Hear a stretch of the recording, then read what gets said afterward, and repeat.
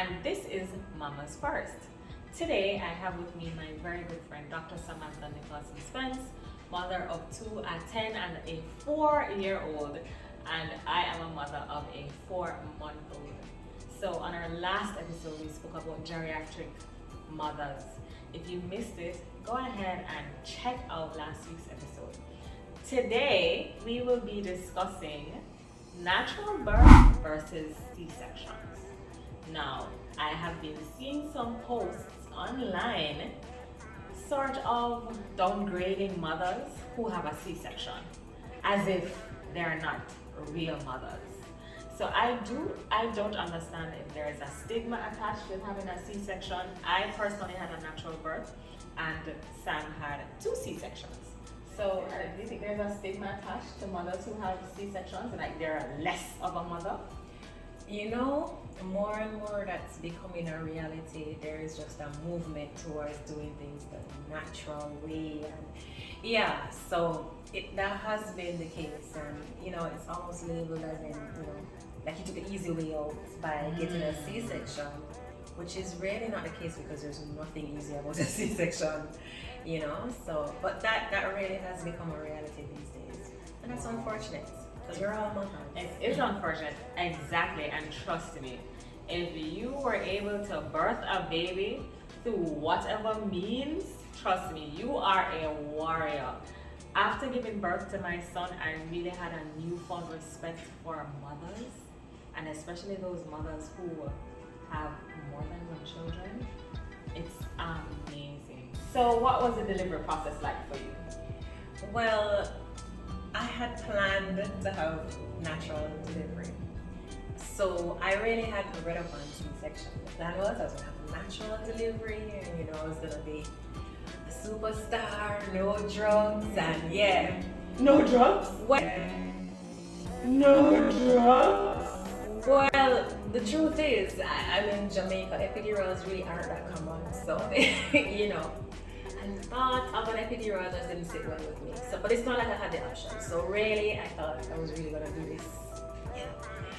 But on the day that my first child was born, actually, I noticed I wasn't feeling any movements at all. Normally, there was a certain pattern I was used to getting the kicks, and I knew whenever I had this sweet drink, this particular sweet drink I always liked, and every time I had it, it would just be summer sauce in my tummy. But that did not happen.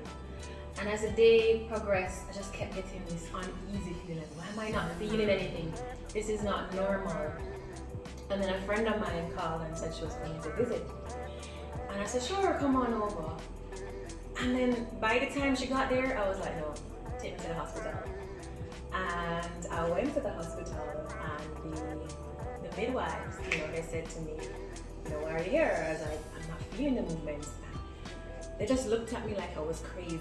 Wow. And in my mind, I wasn't sure if I was overreacting. It's your first, you're never sure, but you really should trust your gut. And so I was there, and still feeling uneasy, and I'm like, okay, well, lie over there or something like that. I called the doctor, good thing I had her number, and I called her and I told her, she said, I'll be right there. Like, she didn't doubt for 1 minute, she's like, I'll be right there. And they put me on the machine, and I could see the baby's heart rate.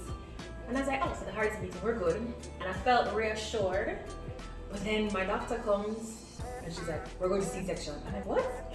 Because I was, everything's okay, I can hear your heartbeat, I was just overreacting, baby's just taking a nap. And she's like, no, the baby heart rate shouldn't be constant, it should be up and down, there should be more movements, and that suggests distress. And we went. Wow, so a steady heart rate suggested distress? Yeah, so apparently it goes up and down, just like ours does, you're more active sometimes and so on, and that wasn't happening, it was just a flat heart rate.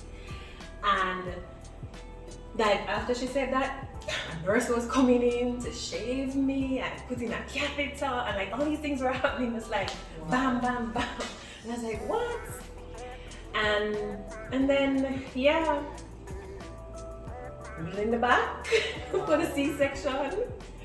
And had the C-section, and at the C-section found out that the baby was in distress because the cord was wrapped around the baby's neck and also around the body, so it was twisted twice. So had I not gone in, I could have had a stillbirth. And that really is a common cause to a stillbirth. So mamas, if something doesn't sit right with you, you go check it out. Check it out. You go check it out. So when were you actually due? So this was maybe 2 weeks or so before I was due. So it wasn't a premature or anything. So it was coming down to that time anyway. So yeah. So important for you to check these things out. And as Sam said, trust me, trust your gut.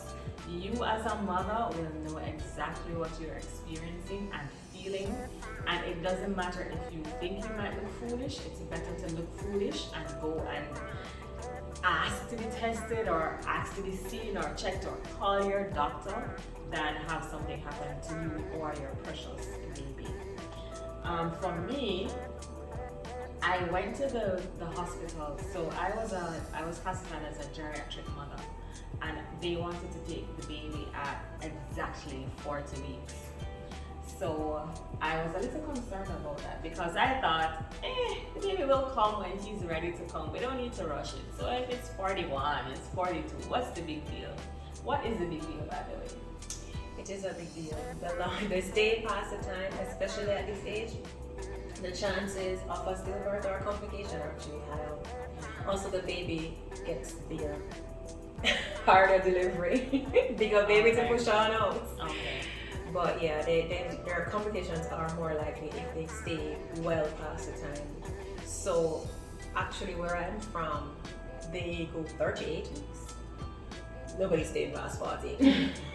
They go 38. They'll take you up to 40, but beyond 40, no. So they wanted to induce labor. So what is the process of inducing labor? So is the birth more difficult if the labor is induced? Well, okay, so to induce labor, what they do is they give you a drug that will basically cause contractions. So these contractions are harder, that is more painful, yes, and more frequent. Now if it's successful, contract, the cervix opens and you can push that baby on out. But sometimes you can be induced, the contractions happen, but they're not effective, and cervix doesn't open and baby doesn't come out. And sometimes you may have a failed induction, in which case they will have to proceed to C-section if you fail the induction. But a lot of times you're inducing someone who is ready. So, they check to see is this the right time and so on. So most inductions usually go through, but there is a possibility of it failing. And yes, it's a little bit more painful because, you're putting more pressure on the body to get push. The baby out. Yeah, so if your contractions were a 3 before, when we give you the drug, we're going to turn it up to a 7 or 8, So that's pretty much what it does, magnifies the contractions. So when I was giving birth, I went to the hospital on Wednesday because I thought, yes, baby is ready, and I had the bloody show. The bloody show is? So there's this mucus plug that's at the cervix. So it's basically just a plug and that's keeping everything intact. So when it's time for the baby to come, when labor is about to start, then you lose that mucus plug, and so you'll see come out as a mucus bloody discharge, and we call it the show, which is essentially the first sign that this is really happening now. Because you can get contractions and they tell you, oh, they're fake contractions, oh, they're false contractions, but when you see the show, it's time, it's about to go down. So I had the show, and I thought, okay, we're ready. So this was a Wednesday. If I did not have the baby before, I would have been induced on the Monday. So on the Wednesday, I started to have contractions. So my husband and I went to the hospital, and they checked me, and they're like, oh, you're just 1 centimeter dilated. So go home and come back when you're feeling a little bit more contractions. So I was like, what? So in my mind, I'm thinking 1 centimeter, how far is 1 from 10? You know what I mean? Like, how long is it gonna take to get to 10? But boy, did it take long. So we got back home Thursday morning. Thursday night, I started having contractions again, and wow. When I had gone in the Wednesday, I asked the nurse, like, how will I know when to come back? And she said, when you're having contractions and you can't manage to stand up. I thought she was joking, she was not. Like the contractions were so bad. I was doubled over on the floor, and my husband was sleeping because it was in the night. And I wake him up and I'm like, I think it's time. And he goes, can I get a shower first? I'm like, okay. So he showers and then we rush to the hospital. Unfortunately, the hospital was 40 minutes away. So you can imagine that drive. I was in excruciating pain. I've never felt pain like that before. When I got to the hospital, I was told I was 6 centimeters dilated. Again, I'm thinking 6 centimeters, okay, how far is that from 10? I got to the hospital at around 4 a.m. I had been having contractions from before, and I did not give birth until 8:28 p.m. Can you imagine all that time? I understand why mothers are exhausted after giving birth, and trust me, what you see on TV, should mothers choose between giving birth naturally or having a C-section? Is it something that we should choose, or we should just be listening to our body and the needs of our bodies? So that's a tricky question. So for me, I think it's a personal decision. It really is. For me, it would be prepared to do natural, but if you have a complication, etc., and it has to be C-section, then so be it. Now, after that horror story about natural delivery, like who would choose that, right? But I want to tell you that even though with a C-section, so you are anesthetized, so you feel nothing from the waist down during the C-section, of course. You're not feeling cuts or anything. But that eventually wears off. And even though you did not push, you do get contractions. So after it wears off, you feel the cuts and you also feel contractions. So you get both pains. And after every delivery, you do get that medication that is to cause the induction, you do get it again. So it turns up the contractions because you want to make sure everything comes out of the womb and you want to make sure there's no bleeding because it helps to prevent bleeding. So that's on board. So the contractions. Talk about a horror story. Right? So you do have that, but the good thing is that doesn't last forever. In the moment, it feels like the worst thing ever, and it's never gonna end. But then you will remember it now because you're talking about it. But afterwards, you move on, and it by no means stops you from having. So it's 4 months, so it's fresh in her mind. But very. Would the pain of C-section stop you from having a third or a fourth? Of course not. That wouldn't really factor in. And for most mothers, that really doesn't factor in, in their decision as to whether or not they're gonna have more children. So the decision whether to do C-section or go natural, for me, as I said, I think, if there's a complication, sure, C-section. But I know for other women, you want to have more control. You want to know it's gonna be this day, this time. You don't want to be in labor for days. So it's different for each one. There are some persons with medical conditions where it's really not an option, it has to be a C-section. So, be guided by what the doctor says. At the end of the day, when the time comes, the decision actually will be between the baby and you, because some babies can't manage labor. So we speak about us and how much of a stress it is for us. It's also a stress for the baby.